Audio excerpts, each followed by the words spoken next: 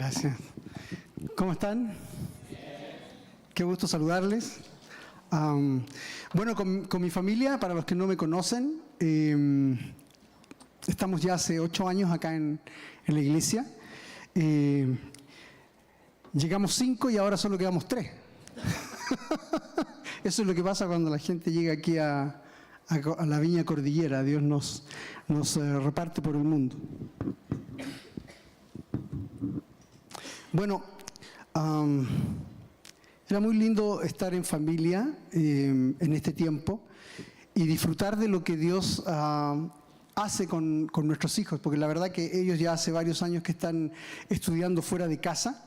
Y cuando ellos salen de la casa, bueno, uno ya no tiene el control, ¿no? Uno, hasta la edad que estuvieron con nosotros, 17, 18 años, pudimos hablar con ellos, guiarles, acompañarles, darles consejos, contenerlos y todo lo demás. Pero ya después de eso, uno solamente puede orar, ¿no? Y confiar en la gracia de Dios. Y para nosotros ha sido increíble ver la mano de Dios en ellos, ¿ya? Lo digo porque hoy es el Día de los Niños. Nosotros teníamos 3 niños, ¿no? No sé por qué no me pidieron hacer un video si todavía tengo uno acá. Amarito, no, pero ya no está en el rango. Ya no está en el rango. Pero qué importante es encomendar a nuestros hijos a la mano del Señor, porque Él lo puede todo. Nosotros no podemos, tenemos un tiempo limitado para estar con ellos y para educarlos, y después nos entregamos al Señor, ¿no? Y confiamos en Él, y Él ha hecho maravillas. Nuestros 2 hijos mayores están en Países Bajos y están congregándose, están participando en ministerios cristianos, están sirviendo al Señor de una manera bien impresionante. Y me sorprende lo que Dios puede hacer con nuestras familias cuando nosotros buscamos el reino de Dios. Conocen todos ese texto, ¿no? Mas busquen primeramente el reino de Dios y su justicia, y todo lo demás será añadido. Eso es una promesa y es real. Así que les animo a los papás con sus hijos pequeños a perseverar en eso, ¿ya? Bueno, el tema de hoy es misiones, como decía Claudio. Yo también creo, como decía Priscila, hay tiempos bien importantes viniendo para la iglesia, no solamente para la Viña Cordillera, pero especialmente para nuestra iglesia. Y hay muchas cosas sucediendo alrededor y que van a estar sucediendo. Entonces necesitamos fortalecer nuestra fe en esta visión respecto de la misión, ¿ya? Yo le he puesto el propósito de Dios, ¿ya? La palabra misión no existe en la Biblia, ¿ya? Pero una misión es un propósito, ¿no? Es algo que uno se propone hacer. Yo creo que de las cosas más importantes que hay, que uno puede ver en las personas o escuchar en las personas, son sus últimas palabras, ¿sí o no? Yo creo que una persona cuando está a punto de despedirse, ya sea que parta a la eternidad o que vaya en un viaje y no vuelve más, no lo sé. Yo creo que las últimas palabras que esa persona tiene que decir son muy importantes, ¿sí o no? Yo les traigo aquí unos ejemplos, ¿ya? Tal vez no todos son tan serios como uno quisiera, pero son ejemplos. Cuando una persona pone, por ejemplo, un epitafio, ¿no? Hay personas que dicen, yo quiero que pongan en mi tumba esto, ¿no? Y ponen una frase que los representa, ¿sí o no? Nadie va a poner algo casual, ¿no? Realmente cosas que les representan. Voy a leerles algunos epitafios medio famosos. Hay un famoso cardenal francés, cardenal Richelieu, que fue primer ministro de un rey y era pro monarquía. Era un cardenal, no sé si tan bueno, podríamos decir en nuestro tiempo, ¿no? Y este es el epitafio que le pusieron los que le conocen, no él mismo, pero le pusieron los que le conocen. Dice, aquí yace un famoso cardenal que hizo mucho bien y mucho mal. Pero el bien lo hizo siempre mal y el mal lo hizo siempre bien. Yo creo que eso habla muy bien de quizás este personaje, ¿no? No lo conocí personalmente, pero es interesante. Aquí hay uno que es anónimo y está escrito en una lápida en un cementerio en Chile, ¿ya? Esto es real, vi la fotografía de la lápida, ¿ya? Y está dedicado a una suegra. Yo no sé por qué tenemos... algún ánimo especial con la suegra. Bueno, pero dice así, aquí yaces y haces bien, tú descansas y yo también. Eso es muy creativo, ¿no? Es chileno típico ese epitafio. Bueno, Alfred Hitchcock, todos conocemos el maestro del suspenso, ¿verdad? En su lápida pidió que escribieran "Estoy en una trama", típico de él. Y Mel Blanc, no sé cuántos saben quién es Mel Blanc. Mel Blanc es el hombre de las 1000 voces. Mel Blanc era el que hacía las voces de la Warner Bros. Para todos los dibujos animados, ¿ya? Mel Blanc, en su tumba, pidió que escribieran "Eso es todo, amigos". ¿Se acuerdan de Porky, no? Eso es generacional, ¿no? Hay muchos que no se rieron, pero ya veo la juventud en ellos, los que no se rieron. Bueno, yo creo que las últimas palabras de todas las personas reflejan realmente parte de lo que era importante para ellos o de lo que ellos representaban. Y yo creo que hay cosas mucho más dramáticas y mucho más importantes que se han dicho. Por ejemplo, de nuestro héroe Arturo Prat. No sé si todos saben lo que él dijo, yo creo que todos conocemos algo de eso, pero se los voy a leer porque es bien interesante. Dice: muchachos, la contienda es desigual. Nunca se ha arriado nuestra bandera al enemigo. Espero que no sea esta la ocasión de hacerlo. Mientras yo esté vivo, esa bandera flameará en su lugar.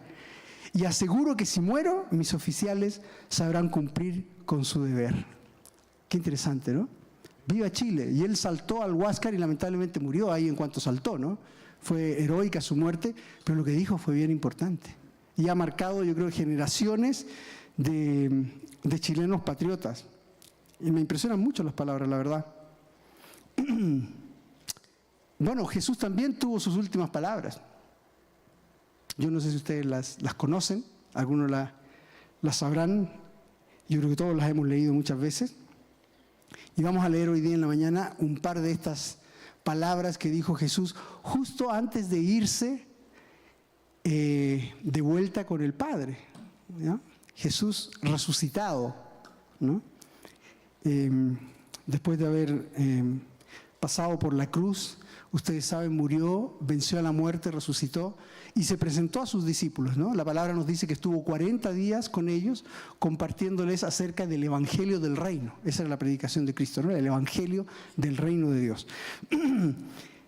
Y bueno, en ese tiempo Él tuvo dos grandes momentos en los que habló últimas palabras muy importantes con sus discípulos. Y uno de ellos se conoce como la Gran Comisión. Yo creo que todos la hemos leído alguna vez.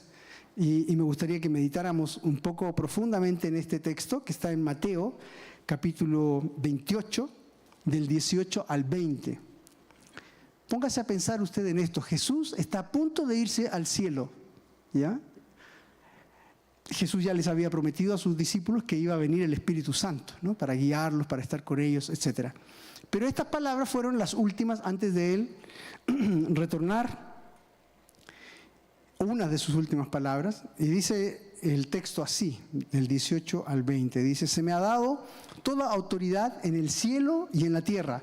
Por tanto, vayan y hagan discípulos de todas las naciones, bautizándolos en el nombre del Padre y del Hijo y del Espíritu Santo, enseñándoles a obedecer todo lo que les he mandado a ustedes.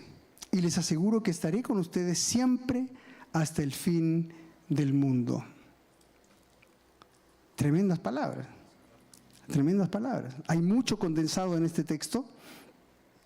Sabemos que la resurrección de Jesús nos demuestra su victoria, ¿no es cierto? Cuando Él resucita de la muerte, significa que Él tiene el poder de vencer a la muerte. Por lo tanto, todos aquellos que estamos en Cristo tenemos ese mismo poder a través del Espíritu Santo y a través de la obra de Cristo. Cuando Él venció la muerte, significa que todos aquellos que mueren en Cristo no van a vivir eternamente, no van a morir eternamente, sino que han de resucitar en su retorno, cuando Él vuelva, ¿verdad? Asimismo, el hecho de que el Espíritu Santo sea quien levantó de los muertos nos demuestra esa tremenda autoridad que Él tiene sobre el pecado, ¿no? No hay pecado, no hay suceso de muerte que podría haber retenido a Jesús. Él murió en santidad, por lo tanto, Él es inmune, Jesús es inmune a los efectos de la maldad, de la muerte, del pecado. Ninguno de ellos pudo retenerlo en la tumba. Ese es el poder que tiene Jesús. Toda autoridad se me ha dado, dijo Jesús, en el cielo y en la tierra. Toda potestad le ha sido dada a Jesús en el cielo y en la tierra. Por eso es que hoy día cuando nosotros compartimos la palabra, ¿no?, y alguien escucha el mensaje, esa persona puede tener vida espiritual. Puede convertirse a Cristo, puede entregar su vida a Él, puede pedir perdón de pecados por la obra que Jesucristo ya hizo en la cruz. Entonces Jesús dice, toda potestad me ha sido dado en el cielo y en la tierra. Jesús trajo el reino de los cielos y cuando este reino irrumpe en nuestra realidad trae vida. Todos aquellos que están bajo el poder del pecado y de la muerte pueden ser liberados, pueden tener vida. Porque las palabras de Jesús son espíritu y son vida. Eso dice la palabra. Las palabras de Jesús son espíritu y son vida. Para eso vino Jesús, para rescatar lo que se había perdido. ¿Quiénes estaban perdidos? Todos nosotros, ¿verdad? Todos nosotros. Entonces, debido a este poder y a esta autoridad, es que Jesús dice esto: se me ha dado toda autoridad en el cielo y en la tierra. Por tanto, ¿no? Esto quiere decir, debido a causa de esto, ustedes, ¿no?, pueden llevar a cabo este mandato que Él está dando a continuación, ¿no? Dice, por tanto, en el versículo 19, por tanto, vayan y hagan discípulos de todas las naciones. Por tanto, vayan y hagan discípulos de todas las naciones. En este texto que se llama la Gran Comisión, Mateo 28, del 18 al 20, hay varias cosas que Jesús nos habla acerca de cuál es el propósito que Él nos está dando a través de este mandato, cómo lo debemos hacer, cuándo lo debemos hacer, qué es lo que Él quiere que nosotros hagamos y cómo, ¿no? Él ha dejado en este pequeño texto toda una estrategia, ¿ya? Y eso es lo que vamos a estar revisando ahora, ¿ya? ¿Qué nos ha mandado Jesús? ¿Cuándo debemos hacerlo? ¿Dónde debemos hacerlo? ¿Y cómo debemos hacerlo? Todo eso está en este pequeño texto. Partamos por el qué. ¿Qué es lo que Él nos ha mandado? Dice la palabra, es muy sencillo. Vayan y hagan discípulos. Vayan y hagan discípulos. Hacer discípulos es el mandato central, es el propósito que Dios nos ha dejado a través de este mandato de la Gran Comisión, ¿ya? ¿Qué es un discípulo? ¿No? Un discípulo es una clase de persona que está siguiendo a Jesús. Un discípulo no es una persona que solamente ha sido salva de la muerte y del pecado, sino que es una persona que está siguiendo a Jesús, busca continuamente hacer su voluntad. Es alguien que está siendo moldeado a la imagen del Maestro y además desarrolla la capacidad de hacer discípulos. Un discípulo hace discípulos. Esa es la gran marca de un discípulo. No solo que se parece a Jesús, sino que además se reproduce en otras personas. Un discípulo hace discípulos, es decir, se multiplica. Está ayudando a otros a crecer, a que estas otras personas que están a su alrededor crezcan a la imagen de Jesús y les ayuda también a seguir los pasos de Jesús. ¿Ustedes se acuerdan lo que Jesús le decía siempre a sus discípulos? Ven y sígueme, ¿no? Deja lo que estás haciendo y sígueme. Esto es algo muy importante. Jesús nunca nos llama para que nos quedemos sentados. Él siempre nos llama para que le sigamos. Yo sé que todos necesitamos un tiempo de regaloneo, ¿no? Cuando nacemos en la vida cristiana necesitamos sentarnos un buen tiempo, escuchar la palabra, aprender, entender quiénes somos en Cristo, entender la nueva realidad que estamos viviendo, pero prontamente tenemos que seguir a Jesús porque Él nos llama a seguirlo. ¿A qué? Bueno, según Mateo capítulo 28, lo que estamos leyendo, lo primero es hacer discípulos. ¿Cuándo debemos hacerlo?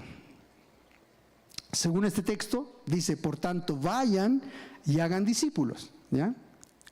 Ese vayan, en el griego, en original, es yendo. No es vayan, es yendo, ¿ya? Yendo, hagan discípulos. ¿A dónde va yendo la iglesia?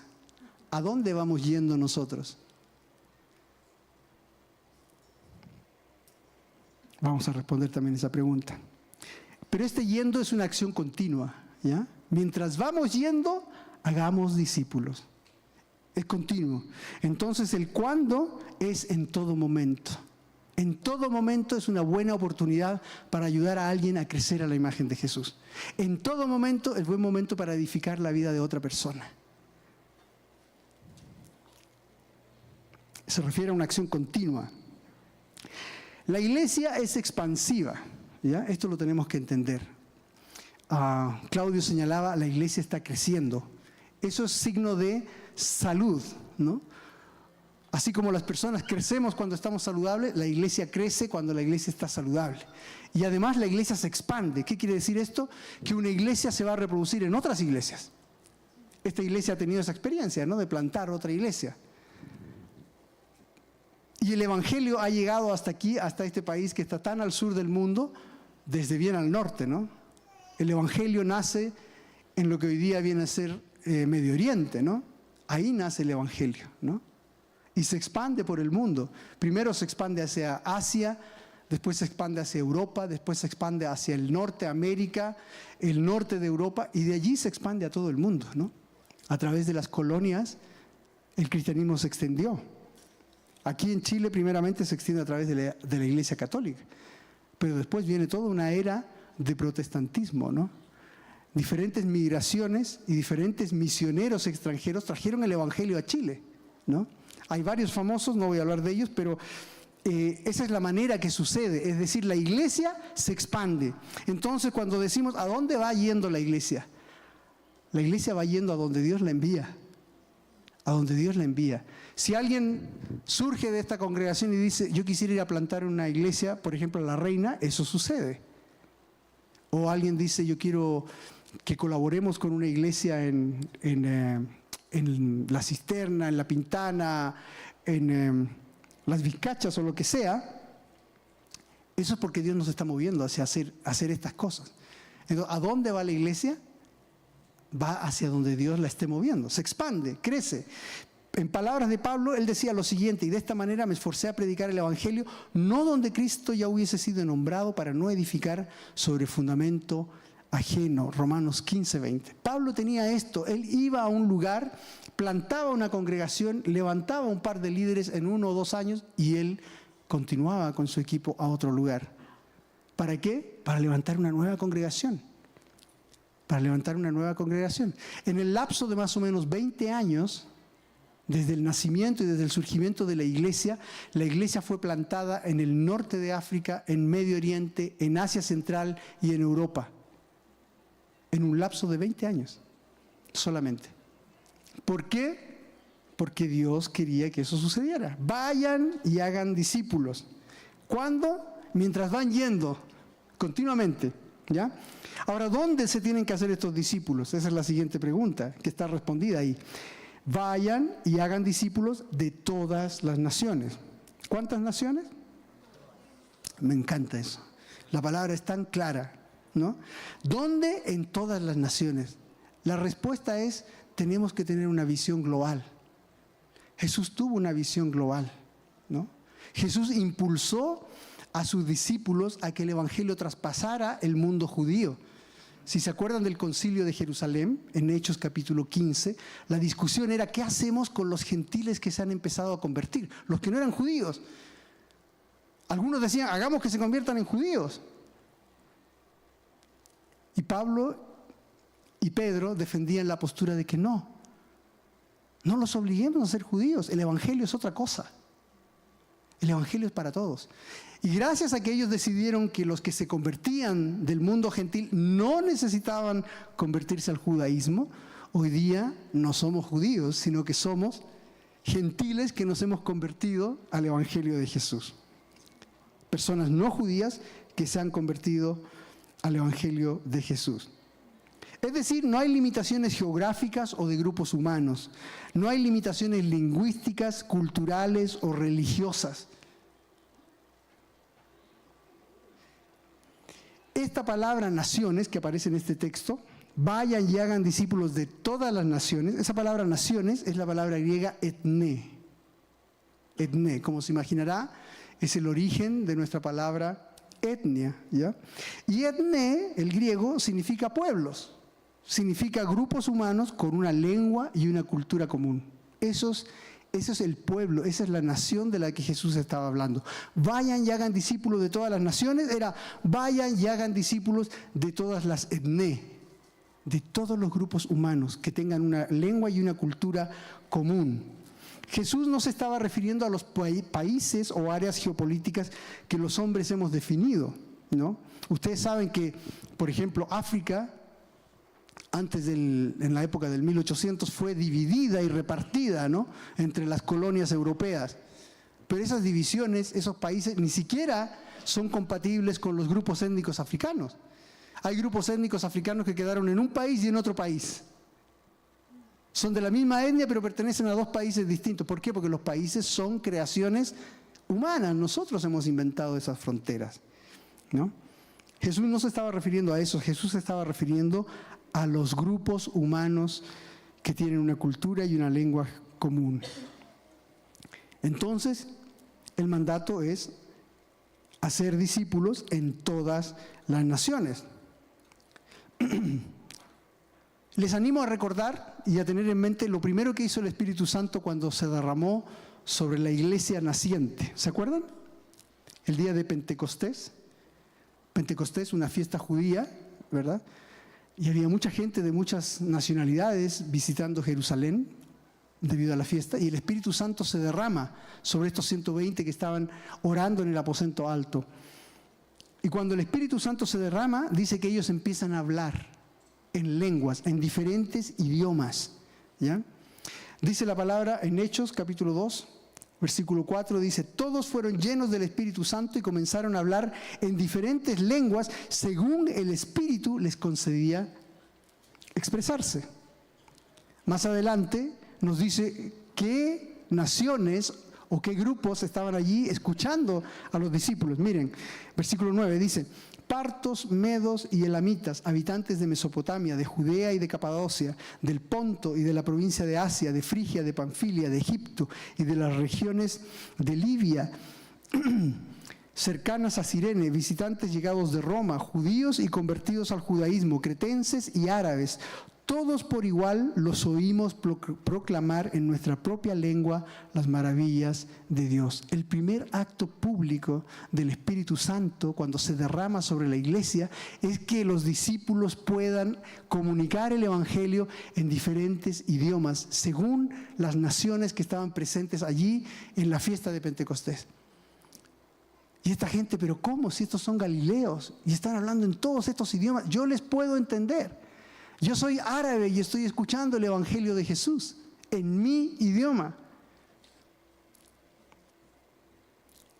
Así que aquí tenemos por lo menos 12 pueblos diferentes, 12 naciones representadas, y cada uno con su propia cultura y con su propio idioma, y todos estaban escuchando la predicación del Evangelio en su propia lengua. Qué maravilloso, ¿verdad? Eso nos demuestra cuál es el espíritu de la misión. El espíritu de la misión es el Espíritu Santo, y el Espíritu Santo lo que quiere es que el Evangelio sea comunicado en todas las naciones. ¿Cómo hacemos esto? La siguiente pregunta. Después vamos a repasar. ¿Cómo lo hacemos? El texto nos dice en el versículo 19, bautizándolos en el nombre del Padre y del Hijo y del Espíritu Santo, versículo 20, enseñándoles a obedecer todo lo que les he mandado a ustedes. Ahí está la estrategia del cómo, ¿ya? El Señor nos pide, en primer lugar, que incorporemos a estas personas al cuerpo de Cristo, que los bauticemos en el nombre del Padre, del Hijo y del Espíritu Santo. Y cuando una persona se bautiza, lo que está haciendo es dando testimonio público de que se está sumando a este nuevo pueblo, que es el cuerpo de Cristo. Gentes de toda nacionalidad, de todo trasfondo, que se están convirtiendo al Evangelio de Jesús. Y por lo tanto, deben ser bautizados, deben ser incorporados al cuerpo. Enseguida dice que debemos enseñarles a obedecer todo lo que mandó Jesús. El Señor nos pide que enseñemos, pero fíjense bien, no dice que enseñemos, dice que enseñemos a obedecer. Que enseñemos a obedecer. Esto quiere decir que no se trata de una actividad cognitiva, no es que les vamos a transmitir información, ya estúdiese del capítulo 1 al capítulo 5, listo, está discipulado. No, no es enseñanza cognitiva, es modelar lo que significa ser un cristiano. Por eso es que necesitamos la comunidad de los creyentes, para ver visiblemente cómo es un cristiano. Y esa experiencia nos va transformando, la experiencia de vivir en comunidad. Ustedes saben, ¿no?, que la iglesia perfecta no existe. No, porque está llena de seres humanos, ¿no? Y si usted encuentra la iglesia perfecta, aquí el consejo: no entre. No entre, porque va a dejar de ser perfecta. Somos imperfectos. Entonces la iglesia, la comunidad de los creyentes, y en el Nuevo Testamento vemos muchos ejemplos, ¿no?, tiene esta experiencia de equivocarse unos con otros y de poder restaurarse y de poder crecer a partir de esas experiencias, ¿ya? Entonces eso es parte importante de hacer discípulos, tener una experiencia comunitaria. Entonces, este alcance de la misión es parte de la estrategia de hacer discípulos, ¿ya? En Hechos 1:8 vemos estas otras palabras de Jesús, mucho más cerca de su momento de ir al cielo. Hechos 1:8, el Señor Jesús le dice a sus discípulos: no se vayan de Jerusalén, esperen que venga el Espíritu Santo. El versículo de Hechos 1:8 dice: pero cuando venga el Espíritu Santo sobre ustedes, recibirán poder y serán mis testigos, tanto en Jerusalén como en Judea, en Samaria y hasta los confines de la tierra. Qué interesante. Cuando venga el Espíritu Santo sobre ustedes, recibirán poder, ¿no? Poder. Y serán mis testigos. Fíjense que la palabra no dice van a ser mis testigos, dice serán mis testigos. En cuanto nosotros recibimos el Espíritu Santo, cuando nos convertimos, ¿verdad?, el Espíritu Santo viene a habitar en nuestro corazón y somos testigos. Ya somos testigos de Cristo. No importa si hablamos o no hablamos, ya somos testigos, porque la gente nos mira y dice: he ahí un cristiano. No necesitamos hablar, la gente nos está mirando. Entonces somos testigos cuando viene el Espíritu Santo a nosotros. Lo importante es que seamos testigos completos, ¿no? Que no solo actuemos como creyentes, hablemos también el Evangelio de Jesús. Hablemos el Evangelio del reino de Dios. Entonces Jerusalén, en este texto, me serán testigos, tanto en Jerusalén como en Judea, en Samaria y hasta lo último de la tierra. Jerusalén es nuestra zona de confort, ¿no? Es donde está lo conocido. Tal vez en nuestros términos personales podríamos decir Jerusalén es nuestra familia, ¿no? Son nuestros amigos íntimos, a quienes tenemos muy cercanos y nos es cómodo hablar con ellos. Yo compartí el Evangelio con mis papás al tener poco tiempo de creyente. Se convirtieron ambos a Cristo, se convirtió también mi hermana, se convirtió mi cuñado, se convirtieron algunos amigos íntimos de la universidad. Ese era mi Jerusalén, ¿no? Pero también se nos habla de Judea. Judea es un espacio que no es tan cercano, pero que también nos es conocido. Podría ser tal vez nuestro trabajo, podría ser tal vez nuestro lugar de estudio. Estoy hablando en términos personales, no en términos de iglesia, ¿ya? Samaria quizás es algo un poquitito más desafiante. Es un lugar que está un poco más lejano y quizás ya es gente que no nos agrada tanto, ¿no? Tal vez es gente que vemos en la universidad o que vemos en la ciudad y que abiertamente no son creyentes, ¿no? Están viviendo de otra manera que quizás no nos agrade, ¿no? Pero ellos también necesitan escuchar. Y los confines de la tierra, bueno, son aquellos lugares que jamás hemos visto, ¿no? Son esos lugares a los cuales quizás Dios nos quiera llevar. Están muy lejos de nuestra zona de confort. Entonces, el contexto en el cual se debe dar el hacer discípulos es hasta lo último de la tierra. O sea, es desde donde yo estoy parado hasta lo último de la tierra. Ese es el ámbito de la misión. No hay restricción. Dios ha enviado a su iglesia a todas las naciones. Vayan y hagan discípulos de todas las naciones, en todas las naciones. ¿Ya? El texto de Juan 17:3 dice lo siguiente: Dios no envió a su Hijo al mundo para condenar al mundo, sino para que el mundo sea salvo por él. Esa palabra mundo que está ahí, que se repite en muchos otros textos, es el griego cosmos, ¿ya? Pero no se refiere a las estrellas y a los planetas, ¿no? Porque uno escucha la palabra cosmos y tiende a pensar, el universo. No.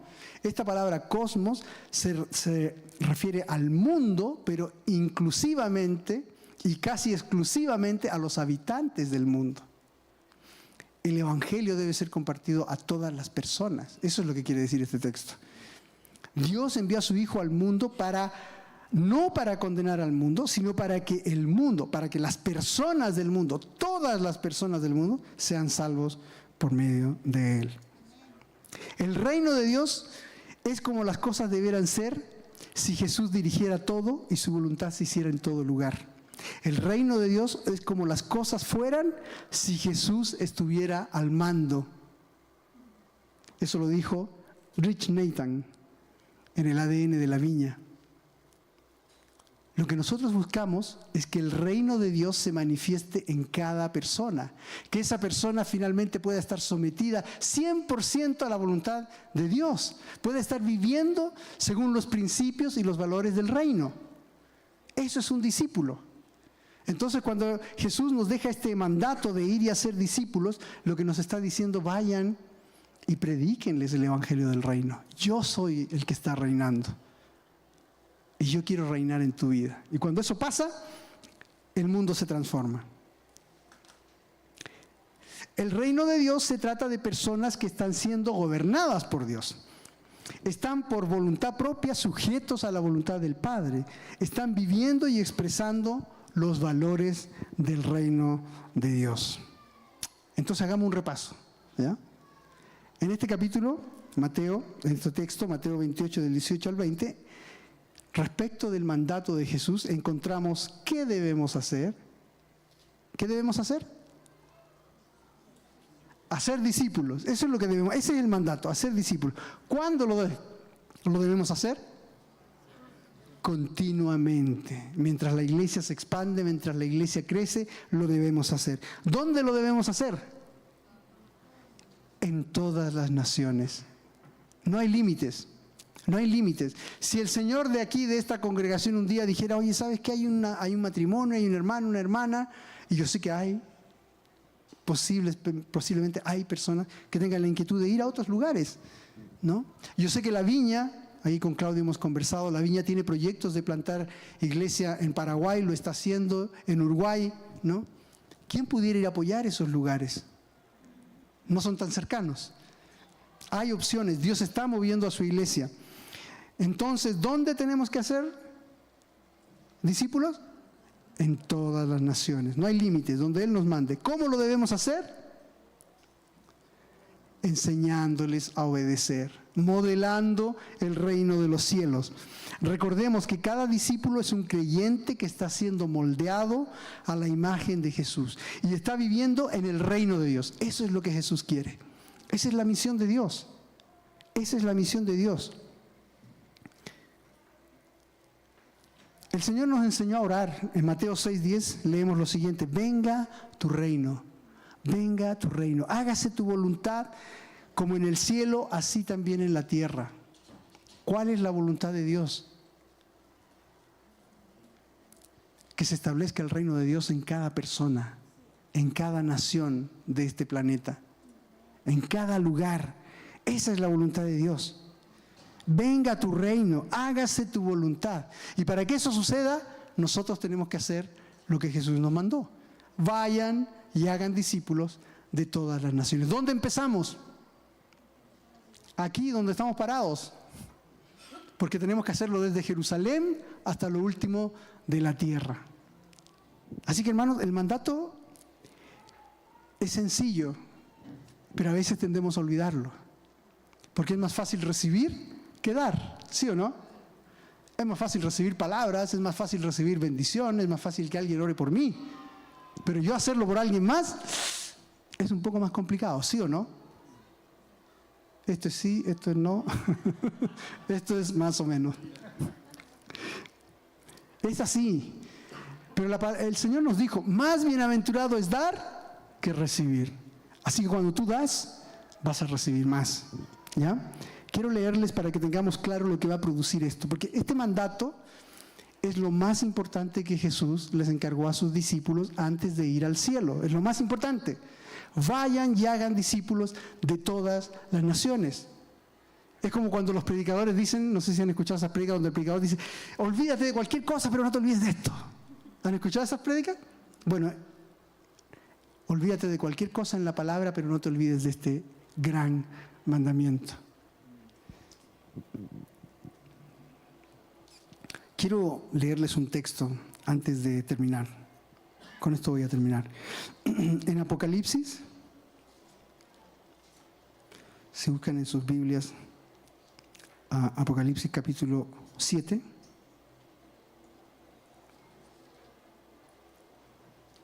Y vamos a leer desde el versículo 9. Aquí está la visión que Dios le muestra a Juan. ¿Ya? Cuando Juan está en la isla de Patmos, el Espíritu Santo, te voy a mostrar lo que va a pasar en el futuro. Y le muestra una visión de lo que va a suceder. Todavía no ha sucedido, pero va a suceder.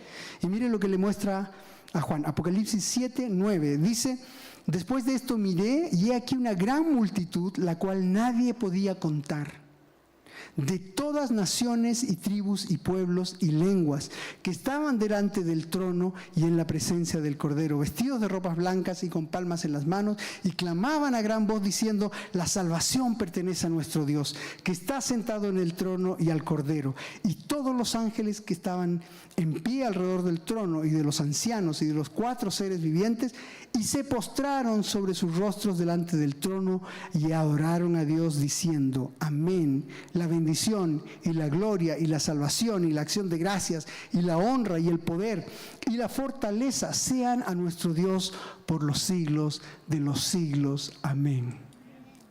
Qué maravillosa visión. Dice que era tal la cantidad de gente que nadie la podía contar. Usted sabe que en China y algunos países del norte hay unos programas que en las cámaras de televisión ellos pueden contar instantáneamente la gente, ¿no? En una manifestación, en un estadio, en una marcha, ¿no? Callejera. Pero aquí la palabra nos dice que era tan grande esta multitud que nadie la podía contar. Van a ser tantos los miles de millones de personas que van a estar en este momento de adoración que nadie los va a poder contar. Si la Biblia dice que nadie los podía contar, créame que nadie los va a poder contar. Así va a ser. Es una promesa, ¿no? Y mire, ¿de dónde venía toda esta multitud que estaba adorando ahí? ¿De dónde venía?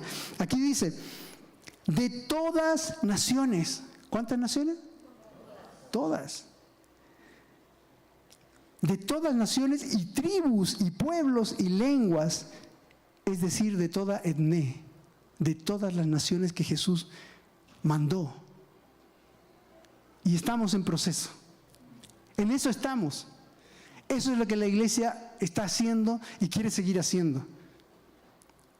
Hacer discípulos en todas las naciones, partiendo aquí, en nuestra Jerusalén.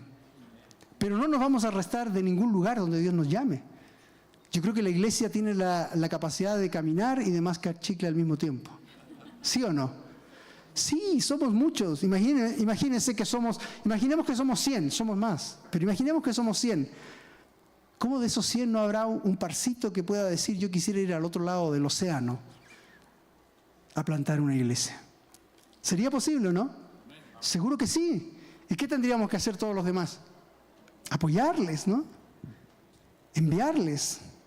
Eso es lo que tenemos que hacer. ¿Para qué? Para que se cumpla esta profecía que fue dada a Juan y mostrada por el Señor en Apocalipsis. Es maravilloso. Quiero decirle también otra cosa, que si Juan pudo reconocer a cada tribu, pueblo y nación en ese momento celestial, quiere decir que no vamos a ser ángeles de ropas blancas solamente o con alas o todos iguales. Lamentablemente vamos a seguir siendo chilenos. Y probablemente vamos a estar adorando al Señor en español, no cabe la menor duda, porque Juan lo pudo ver así. Así que yo creo firmemente de que Dios es multicultural, Él adora la diversidad y Él adora que en cada lengua, en cada color de piel, en cada cultura se le adore. Y eso es lo que persigue la misión de Dios, que pueda llegar esta gran multitud de gente a la adoración celestial. Y nosotros, como su iglesia, vamos a ser esos discípulos. Amén. Pongámonos de pie, vamos a orar.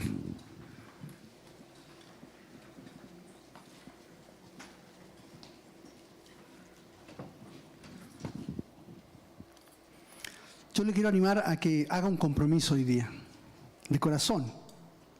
¿Cuál es el compromiso que vamos a hacer? Vamos a decidir obedecer este mandamiento de Jesús. No tienen que ir muy lejos para obedecerlo, basta con proponerse en su corazón: yo quiero hacer discípulos. Yo quiero hacer discípulos. Si usted se convirtió y ya ha caminado con el Señor un poco de tiempo, usted ya tiene mucho que dar y mucho que enseñar a personas que recién están conociendo o que recién podrían conocer al Señor. ¿Lo cree? ¿Sí?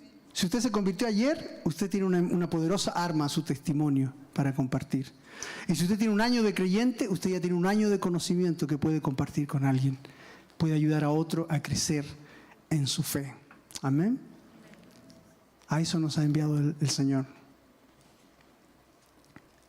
Le invito a cerrar sus ojos y hablar con el Señor ahí en su corazón. Y puede decirle al Señor: Señor, yo entiendo esta verdad y la he dejado pasar por mucho tiempo. Siempre he querido, pero tal vez me he contenido. Y ahora quiero tener la libertad de poder hablar a otros, de poder compartir mi fe, mi experiencia con Dios y hacer discípulos, ayudar a otro a crecer en su fe. Si hay alguien que quiere hacer ese compromiso, yo le voy a invitar a levantar su mano aquí, como señal de: sí, yo quiero tomar ese mandato y quiero obedecer. Hay varias manos. Sí, levántala ahí y diga: yo quiero hacer discípulos. ¿Dónde? Donde Dios me mande a hacerlo. ¿En qué momento? Continuamente. Señor, mira estas manos levantadas, Señor, y yo te pido que tú toques el corazón de cada persona en este lugar, para volver al propósito que tú nos has dado, de hacer discípulos en todo momento y en todo lugar, continuamente, enseñándoles a obedecer, mostrándoles tu gracia, tu amor, predicándoles el reino de los cielos y extendiendo tu reino a donde tú nos lleves, Señor. Te pido esto para cada uno de nosotros, Señor, en el nombre de Jesús. Amén. Amén.